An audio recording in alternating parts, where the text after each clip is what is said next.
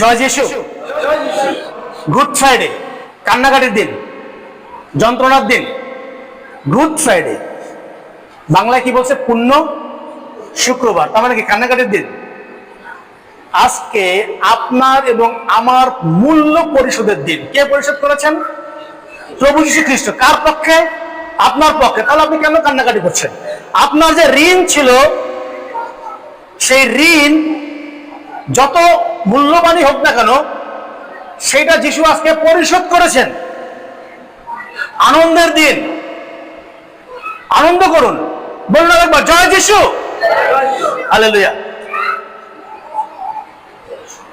আপনার গন্তব্য মৃত্যু তো নয়, কিন্তু আপনার গন্তব্য জীবনে। জীবনে জীবনে এখন বিষয় হলো আপনি কার পক্ষে? আপনি কি যিশুর পক্ষে, নাকি আপনি সমাজের পক্ষে, নাকি আপনি পরিবারের পক্ষে, নাকি আপনি আপনার বাবা মার পক্ষে, নাকি আপনি আপনার সন্তানের পক্ষে, নাকি আপনি আপনার নিজের পক্ষে? আপনি কার পক্ষে? যিশুর পক্ষে না এইগুলোর পক্ষে? সাহস করে বলুন, কার পক্ষে আপনি? সত্যি সত্যি বাইবেল বলে 10:37 মতি, যদি কেউ পিতা কি মাতাকে, কন্যা কি পুত্রকে, স্ত্রীকে বা বন্ধুকে আমার চাইতে বেশি ভালোবাসে, সে আমার যোগ্য নয়। কিন্তু যখন এই বাণীটা প্রকাশ করতে আসি, তখন আমরা সেই সমাজের দিকে তাকিয়ে সেই সমাজের কথাগুলোই বলি। তৃতীয় বাণীতে কি বলা আছে? আসেন আমরা দেখি। জন 19:26-27 যিশু মাতাকে দেখিয়া এবং যাকে প্রেম করিতেন সে শিষ্য নিকটে দাঁড়াইয়া আছেন দেখিয়া মাতাকে কহিলেন, হে নারী, ওই দেখো তোমার পুত্র। পরে তিনি সেই শিষ্যকে কহিলেন, ওই দেখো তোমার মাতা। তাহাতে সেই দণ্ড অবধি ওই শিষ্য তাহাকে আপন দিয়ে রয়ে গেলেন। আসলে আমরা পিতাকে ধন্যবাদ দিই। পিতা আমাকে যিশুকে ধন্যবাদ দেয় তোমার লিখিত পবিত্র বাক্যের জন্য। আজকে খুশির উপরে প্রত্যেকটি বাণী তোমার শাস্ত্রীয় বচন পূর্ণের জন্য, আমাদের কোনো সামাজিক প্রয়োজনের জন্য নয়। আমরা যেন এই বাণী বুঝতে পারি এবং এই নিগুড়ত্বতে প্রবেশ করে তোমার গৌরব করতে পারি, সেটা দান করে যিশু নামে চাই, আমেন। যিশু কি বললেন মরিয়মকে? হে নারী। ঠিক হে দিয়ে তিনি আর কোথায় সম্বোধন করেছেন প্রভু যীশু খ্রিস্ট? এটার আগে বলতে পারেন? হে আমাদের স্বর্গস্থ পিতা। আর এখানে বলছেন কি? হে নারী, হে আমাদের স্বর্গস্থ পিতা। এই যে হে আমাদের স্বর্গস্থ পিতা, এইটা স্বর্গীয় সম্মানীয় সম্ভাষণ। আর তিনি এই একই রকম সম্ভাষণ কাকে করলেন? মরিয়মকে বললেন হে নারী। তিনি বলেননি মা বা মাতা। যিশু কোথাও তিনি মা বা মাতায় শব্দটা উচ্চারণ করেননি। কেন করেননি? কারণ নারী শব্দের ভিতরে যে বিশালতা আছে, যে স্বর্গীয় অনুভব আছে, স্বর্গীয় কর্মকাণ্ড আছে, স্বর্গীয় ইচ্ছা আছে, সেই ইচ্ছার ভিতরে মা খুব ছোট, মাইক্রোস্কোপের মতো ছোট একটা মাত্র শব্দ বা অক্ষর। অনেক রকম মা নিয়ে এই হে নারী শব্দ, যা স্বর্গীয় সম্ভাষণ। প্রভু যিশু সেই সম্ভাষণ তিনি তাকে দিলেন। মা শব্দটা আমাদের কাছে অনেক বড় মনে হয় যে আমরা গর্ভে জন্মগ্রহণ করি, এই জন্য। কিন্তু খেয়াল রাখবেন, বাবা ছাড়া কিন্তু গর্ভ প্রতিষ্ঠিত হতে পারে না। বাবা কোথায়? বাবা কোথায়? কোনটা সত্য? যিশু ঈশ্বরের পুত্র, এটা সত্য, না যিশু মরিয়মের পুত্র, এটা সত্য? কোনটা সত্য? ঈশ্বরের পুত্র। তাহলে সেই সত্যে আমাদের প্রবেশ করতে হবে, যা স্বর্গীয়। আর এখানে বলা হয়েছে হে নারী। হে নারী দিয়ে প্রভু যীশু খ্রিস্ট সম্ভাষণ করছেন। কেন তিনি সম্ভাষণ করছেন? এই সম্ভাষণ যেন শাস্ত্রীয় বচন পূর্ণ হয়। যখন আমরা মরিয়মকে দেখি মা মরিয়ম, তখন আমরা যদি চিন্তা করি যিশুর ডেড বডি ক্রুশে ঝুলছে, মা কোথায়? নাই। বেওয়ারিশ ডেড বডি নাকি না, যে নেবার জন্য আরেকজন লোক আসছে সেখানে, বাইরের লোক, পরিবারের লোক নয়, যিনি লুকানো শিষ্য ছিলেন তিনি সেখানে আসলেন। তাহলে সেই মরিয়ম কোথায় গেল? আমরা সাধারণত কান্নাকাটি করে গেছে মায়ের জন্য যিশুর কত টান। মিথ্যা কথা, ভুল কথা, সামাজিক কথা। এটা প্রভু যীশু খ্রিস্ট এটা নিয়ে কোনো চিন্তা নেই, কিন্তু তার থেকে আরো বড় কিছু চিন্তা, মহৎ চিন্তা, যেটা তিনি এখানে প্রকাশ করেছেন, যেটা আমরা বুঝি না, যা নিগুড়ে যাই না। আমরা প্রথমবারই দেখেছি কি পিতৃ দিকে, আমি এর চাইতে গ্রেট ডায়লগ অফ লাভ খুঁজে পাই না পৃথিবীতে। Famous dialogue of love. পিতৃ দিকে ক্ষমা করে। খেয়াল রাখতে হবে ভালোবাসা ক্ষমা ছাড়া প্রতিষ্ঠিত হয় না। আর সেটা তিনি করেছেন তার জীবন দিয়ে, আমরা জানি সেটা। আর এখানে তিনি হে নারী বললেন, যিনি ডেড বডি নিতে আসেন নাই, মাতা মরিয়ম, যিনি প্রভু শ্রীখ্রিস্ট পুনরুত্থিত হওয়ার পর দেখা করতে আসেন নাই, যিশুও কাউকে পাঠান না, যাও ডেকে নিয়ে আসো মরিয়মকে। দেখাতে পারবেন না কোথাও। যিশু যখন সরকারিতে হচ্ছেন তখনও মরিয়ম সেখানে দেখা করতে আসেন নাই। যিশুকে যখন গেতসেমানি বাগানে পৃথিবীর সর্বোচ্চ যে যুদ্ধটা, সবচেয়ে বেশি খারাপ যুদ্ধটা, সবচেয়ে যে ব্যয়বহুল যুদ্ধটা, সবচেয়ে বেশি রক্তপাতের যুদ্ধটা হচ্ছিল গেতসেমানি বাগানে, সেখানে মাতার কোনো খোঁজ নাই, নাই খোঁজ। কিন্তু আমরা এই মা শব্দটাকে এমন জায়গায় নিয়ে যাই যেন আমাদের ভিতরে একটা গৃহপালিত দেবতা, এই মা নামক শব্দ, যে দেবতাকে আমরা যিশুর ঊর্ধ্বে উড়িয়ে ফেলেছি, আমাদেরকে এই দেবতা থেকে বেরোতে হবে। যদি না পারি তাহলে আমি খ্রিস্টান নই। আপনি কেন খ্রিস্টিয়ান? বাপ দাদা 14 গোষ্ঠী খ্রিস্টান এই জন্য? আপনি কেন খ্রিস্টিয়ান? খ্রিস্টিয়ান ঘরে জন্মেছেন এই জন্য না। আপনি কেন খ্রিস্টিয়ান? কারণ আপনি বিশ্বাস করেন যিশু ঈশ্বরের পুত্র, আর এই জন্য আপনার নতুন জন্ম হয়েছে। আর যদি আমরা সেই মা নিয়ে দৌড়াই, তাহলে এই বাক্যের যে নিগুড় তত্ত্ব সেটা আপনার কাছে পৌঁছাবে না। মরিয়মের চেহারা ফ্যাকাশে হয়ে গেছে, পাথরের মতন হয়ে গেছে, পাথর বয়ে গেছে, তার পিপাসা পেয়েছে কিন্তু গলা খুলতে পারছে না, তার কণ্ঠ অবরুদ্ধ হয়ে গেছে, চিৎকার করতে পারতেছে না, সে পারছে না দৌড়ে যেতে যিশুর কাছে। আর যখন সন্তানের এরকম টর্চার হয় মায়ের সামনে, তখন মা সাধারণত কি হয়ে যায়? বোবা, অথর্ব, অক্ষম, অকেজে হয়ে যায়। আর মরিয়ম সেটা হয়ে গেছিলেন। আর এই যে হে নারী, এই হে নারী হলো মণ্ডলীর চারিত্রিক বৈশিষ্ট্য। আর যেটা হে নারীর ভিতরে ছিল, যা মায়ের চেয়ে অনেক বেশি বড় এবং বিশালতা ভরা। আর সেই অবস্থা হয়ে গেছে তার এখন তাকে সেবা দেওয়ার জন্য কেউ ছিল না, সেটা নিতে পারতেছিল না। আর তখন তিনি তার প্রিয় শিষ্যকে দেখলেন, প্রিয় ভাইকে না, তার যে ভাই ছিল বাড়িতে বা বোন ছিল তাকে না, তিনি দেখলেন কাকে? যে তার প্রিয় শিষ্য। প্রিয় শিষ্য বলতে কে? সেই রকম চরিত্রে, সেই রকম বিশ্বাসী, যে মণ্ডলীর সঠিক সেবা করতে সক্ষম। আজকে মণ্ডলীর ভিতরে কি হচ্ছে? মন ডলাডলি। আজকে মণ্ডলীর ভিতরে কি হচ্ছে? মণ্ডলীর টাকা কে কত ভাগ করে নেবে সেটা ডলাডলি, সেটা চিন্তা। আজকে মণ্ডলীর কি হচ্ছে? ব্যবসা হচ্ছে। মণ্ডলীর ছবি পাঠিয়ে দিয়ে ডোনারদের কাছে টাকা আসছে, ব্যবসা হচ্ছে, যেন পরিচর্যাকারী ভালো জীবনযাপন করতে পারে।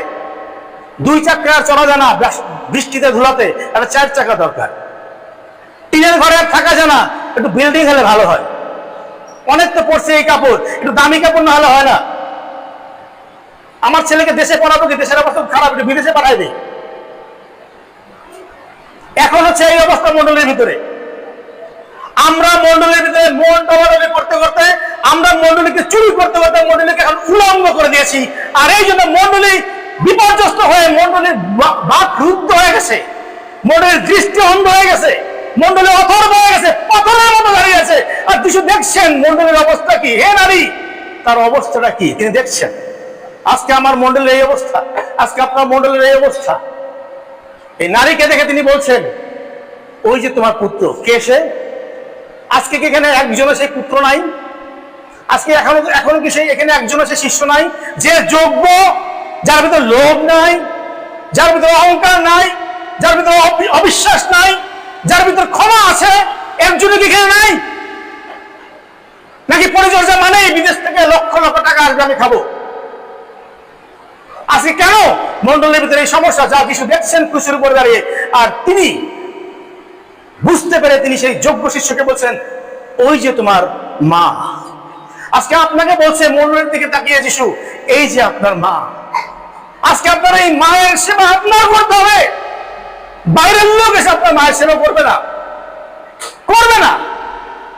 কারণ মণ্ডলী কাঁদছে, বোবা কান্নায় কাঁদছে, কারণ মণ্ডলী পাথর হয়ে গেছে, ভাষা নাই কণ্ঠে। মন্ডলী ব্যথা পেলেও চিৎকার করতে পারছে না, এত দুর্বল হয়ে গেছে, কারণ মন্ডলী এখন অবস্থিতে বলছে, মন্ডলীর খাবার কেড়ে নিয়ে খাচ্ছে। আর যিশু বলছেন একটি ইটের উপরে আরেকটি ইট থাকবে না, আমাদের কারণে। কারণ আমি সেই যোগ্য শিষ্য হতে পারি নাই, আমার ভিতরে সমস্যা আছে, আমি খর্ব হয়ে গেছি, আমি লোভী হয়ে গেছি, আমার দৃষ্টি নষ্ট হয়ে গেছে। মনে রাখতে হবে, এই যে হেন আর এই মন্ডলীর যে দৃশ্যপট, এই দৃশ্যপট কোন ঘরের চিত্র? স্বর্গীয় চিত্র। এই চিত্রকে যদি আপনি নষ্ট করে দেন, তাহলে এই জবাব প্রভু যীশু খ্রিস্ট স্বয়ং আপনার কাছ থেকে কেড়ে নেবেনই। আপনি কি করবেন? আমরা সেটা করছি, আমরা মানসিক ভাবে মন্ডলীকে বিপর্যস্ত করে দিচ্ছি, পাগল করে দিচ্ছি। এখানে অনেক লোক আসে, দেখবেন কোট প্যান্ট টাই শার্ট পরে আসবে, কিন্তু একজনও সুসমাচার বলতে পারে না, একজনও বাইবেল জানে না, একজনও মন্ডলীর সংজ্ঞা দিতে পারে না। কিন্তু কেন আসে এখানে? সমাজ রক্ষা করতে। কেন আসে এখানে? নিজের টাকা পয়সা ধন দৌলতের প্রকাশ করতে, যে আমার এই আছে। আর সেই অবধি সেই শিষ্য সেই মাতাকে বা মরিয়মকে তিনি তার গৃহে নিয়ে গেলেন। কেন? পায়েস খাওয়াতে না, সেবা দিতে, যেটা মন্ডলীর যে সেবা প্রয়োজন সেই সেবা দিতে। আমরা সেই ভুলগুলো করছি। আজকের এই দৃশ্যপট যিশু ওখান থেকে দেখছে যে আমাদের অবস্থাটা কি। প্রিয় ভাই এবং বোন, আমাদের কি করা উচিত? আমাদের কি করা উচিত এটার জন্য? যেন ধর্মীয় একটা মব শুরু হয়েছে আমাদের ভিতরে, আমরা মন্ডলীর নাম ভাঙিয়ে ব্যবসা করি। আপনি যদি খ্রিস্টকে না চেনেন, আপনার প্রয়োজন নাই, কারণ আপনাকে ঈশ্বর তখন দেখেন না। আপনার কপালে সিল থাকতে হবে প্রভু শ্রী খ্রিস্টের, মুদ্রাঙ্কিত হইতে হবে, না হলে ঈশ্বর আপনাকে চেনেন না। আমরা জানি সেই মসি যখন বেরোচ্ছেন তার দলবল নিয়ে, যে ঘরের সামনে সেই চিহ্ন দেওয়া ছিল রক্তের, সেই ঘরে সর্বদূর ঢোকেন নাই মেরে ফেলবার জন্য, কিন্তু যে ঘরে ছিল না সে ঘরে ঢুকলেন এবং প্রত্যেককে মারলেন। আপনার কপালে কিসের চিহ্ন আছে? আপনি বলতে পারবেন ভালো, যদি বলতে না পারেন তাহলে আপনি সে শিষ্য নন। আজকে আপনার কাছে প্রশ্ন, আপনি কি শিষ্য হতে পেরেছেন? আর যদি মনে করেন যিশু মার জন্য কাঁদছেন, যিশু মায়ের একটা জায়গা করে দিয়ে গেলেন, কেন? যিশু জীবিত অবস্থায় তিনি মার কতটুকু জায়গা করে দিয়েছিলেন? যিশুর যত প্রোগ্রাম ছিল সব তার ঘরের বাইরে ছিল, বিভিন্ন জায়গায়, বিভিন্ন অঞ্চলে। কোনো জায়গার অনুষ্ঠানে তিনি তাকে ডাকতেন না। আমার সবচেয়ে খারাপ লাগে ডেড বডি ঝুলতেছে ক্রুশের উপরে, কিন্তু মরিয়ম নাই। তাহলে কি মা? আর যখন বলা হলো আপনার বোন এবং আপনার মা এবং আপনার ভাই আপনাকে খুঁজছে, যিশু কি উত্তর দিলেন? যারা আমার পিতার বাক্য শুনে এবং পালন করে তারাই আমার মা এবং বোন। শুনতে খারাপ লাগে, কারণ আপনি সামাজিক। আপনি এটাকে বলছেন যিশু সত্য, কিন্তু আপনি যিশু সত্য জায়গায় যাইতে পারেন না বিশ্বাসে, আপনি সমাজের ভিতরে রয়ে গেছেন। মরিয়ম আপনাকে স্বর্গে নিতে পারবে না, না। প্রভু যীশু খ্রিস্ট ছাড়া আর কেউ আপনাকে স্বর্গে বহন করতে পারবে না, কারণ তিনি ওখান থেকে বলছেন পিতৃ ইহাদিওকে ক্ষমা করা। আপনার পক্ষে তিনি ক্ষমা চেয়েছেন, কারণ ও জানে না, আপনি জানেন না পাপ কি, সেটা তিনি বলছেন ওখান থেকে। এবং এইটাই ঈশ্বর শুনতে পাচ্ছেন যে আমাকে তোমাদের পক্ষে কেউ একজন বলুক, কেউ একজন আমার কাছে আসুক, যেন আমি জানতে পারি অফিসিয়ালি। আর প্রভু যীশু খ্রিস্ট সেটা করলেন এখানে। তিনি আমাদের জন্য সেখানে যা করেছেন, আর এখানে যে ভবিষ্যৎবাণী দিচ্ছেন, এখন আমাদের দায়িত্ব পালন করতে হবে। প্রভু যীশু তিনি সমাপ্ত হওয়া বলে তিনি তার কাজ শেষ করেছেন, আপনার কাজ শুরু করে দিয়ে গেছেন, আমার কাজ শুরু করে দিয়ে গেছেন। আপনি কি করবেন? যীশুকে বিশ্বাস করবেন নাকি সমাজকে বিশ্বাস করবেন? সমাজকে বিশ্বাস করলে পরে আপনি খুব স্বাচ্ছন্দ্যে এখানে থাকতে পারবেন, আরামে থাকতে পারবেন। আর যিশুকে বিশ্বাস করলে আপনাকে প্রতি মুহূর্তে মানুষের গুঞ্জন, মানুষের ধিক্কার, মানুষের যন্ত্রণা আপনাকে সহ্য করতে হবে। পারবেন তো? তাহলে আপনি সেই যোগ্য শিষ্য যে মণ্ডলীর সেবা করছে। আজকে আমাদের মাঝে প্রভু যীশু খ্রিস্ট নাই, কিন্তু কে আছেন? পবিত্র আত্মা আছেন। দেখা আছে তিনি আমাদেরকে পথ দেখায় সকল সত্য পথে নিয়ে যান। তিনি সত্য পথে নেওয়ার জন্য দাঁড়িয়ে আছেন, কিন্তু আপনি কেন যাচ্ছেন না তার সাথে? এটা আপনার সমস্যা, আমার সমস্যা। আমরা একটু পাপের একটা কথা শুনতেছিলাম, আমি একটু বলতে চাই। যোহন 16:8-11 পদে লেখা আছে, যে যিশুকে বিশ্বাস করে না সে কি পাপী। তাহলে পাপের সংজ্ঞা কি? আমার কাজ না, আমার চিন্তা না, আমার ভাবনা না। পাপের সংজ্ঞা হলো আমি যদি যিশুকে বিশ্বাস না করি সেটাই পাপ, তখনই আমি পাপী। কারণ যিশু ছাড়া আর কেউ আমাকে উদ্ধার করতে পারবে না। আমরা এই ভুলগুলো করছি। আমরা মনে করছি মা আমাদের স্বর্গ, মার চারিদিকে একবার ঘুরলেই হলো, মাকে একবার সেবা দিলে হলো। আপনি যদি প্রভু যিশুকে আপনার ভিতরে না রিসিভ করতে পারেন তাহলে আপনি মায়ের সেবা করতেও পারেন না। বাইবেল কি বলে? প্রথম আজ্ঞা কি? সমস্ত অন্তঃকরণ, মন, প্রাণ, শক্তি দিয়ে আপন ঈশ্বর সদাপ্রভুকে প্রেম করো, এবং দ্বিতীয়টি ইহার তুল্য, তোমার প্রতিবেশীকে আপনার ন্যায় প্রেম করে। খেয়াল রাখবেন, প্রথম কোনটা আর দ্বিতীয়টি কখন? দ্বিতীয়টি যখন আমি প্রথমটি পালন করব তখন দ্বিতীয়টি উহার তুল্য। কারণ কি? প্রথমটি আমাকে ওই দ্বিতীয়টি করবার জন্য সমস্ত শক্তি দিবেন। আমরা দ্বিতীয়টি আগে করি, যার জন্য প্রথমটির কাছে যেতে পারি না। এটা আমাদের সামাজিক সমস্যা। দেখাতে পছন্দ করি আমরা, ডকুমেন্টারি এখানে আমরা ছবি, এবং আমরা এটা দেখাই মানুষকে, দেখো আমি কি করছি।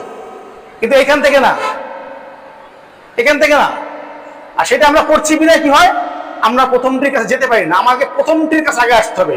কারণ প্রভু যীশু খ্রিস্টের সমস্ত ক্ষমতার, সমস্ত সত্যতার, সমস্ত পবিত্রতার উৎস, সেখান থেকে আমাকে নিতে হবে। সৎ কাজ, যিশুকে বিশ্বাস করাই কি কাজ? সৎ কাজ। আর কোনো সৎ কাজ পৃথিবীতে নাই, কারণ কোনো কাজ আপনাকে পরিত্রাণ দিবে না। আপনি প্রথম করন্থীয় 13:1-3 পদে আপনি আপনার কিডনি, আপনি আপনার সমস্ত শরীরের অঙ্গ প্রত্যঙ্গ খুলে একজনকে দিয়ে দেবেন। আপনি পাহাড় পর্বত উল্টায় ফেলাবেন, আপনি আপনার সমস্ত সম্পদ দান করে দেবেন, কিন্তু কোনো লাভ নাই, নাই। কারণ আপনি যিশুতে নাই। আর যখন আপনি যিশুতে আসেন তখন ওইগুলো আপনাকে দিয়ে তিনি করাবেন। প্রিয় ভাই এবং বোন, আসুন আমরা এই যে হে নারী, এই হে নারীর দিকে তাকাই। কারণ হে নারী এখন খুব জ্বালাতনের মধ্যে আছেন, যন্ত্রণার মধ্যে আছেন, দুর্ভিক্ষের মধ্যে আছেন। কারণ হে নারীর ভিতরে আত্মিক শক্তি নাই। কারণ আমরা কেউ আত্মিক ভাবে এখানে আসি না। আমরা সব এখানে কি করতে আসি? যেন মাইকেল জ্যাকসন ড্যান্স দেখতে আসি বা গান শুনতে আসি, এরকম ভাব। আসুন আমরা এই অবস্থা থেকে বের হই। প্রভু যিশু বলছেন এটাকে সেবা করতে হবে আপনাকে। আপনি যদি সে প্রিয় শিষ্য হতে চান তাহলে এই দায়িত্ব আপনার, আমার, আমাদের। এটাকে কোনোভাবে আমরা অ্যাভয়েড করতে পারবো না। ধন্যবাদ সবাইকে, ভালো থাকবেন।